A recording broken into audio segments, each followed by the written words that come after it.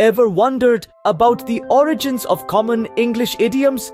These are phrases that carry a meaning different from their literal interpretation, lending flavor and color to the English language. Now, buckle up as we dive into the fascinating world of idioms.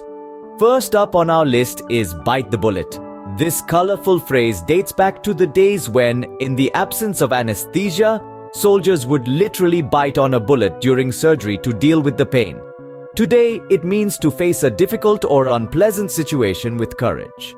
Moving on, we have break the ice.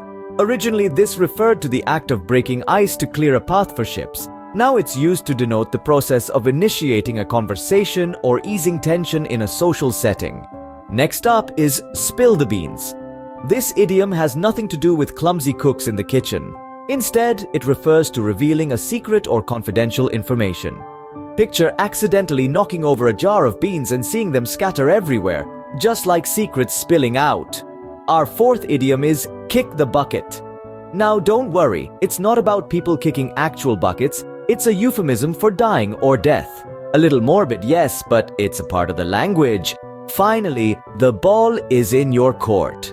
Imagine a tennis match. If the ball is in your court, it's your turn to hit it back. This idiom is used to indicate that it's now up to the other person to take the next step or make a move. And that wraps up our quick journey through some of the most common English idioms. So to quickly recap, we've dipped our toes into the ocean of English idioms. We've learned that kick the bucket doesn't mean literally kicking a pail, but refers to passing away. Bite the bullet, interestingly, is about facing a difficult situation bravely and let the cat out of the bag, is about revealing a secret. Remember, idioms add color to our language and make our conversations more engaging, so don't shy away from using them. Until next time, keep exploring and keep learning.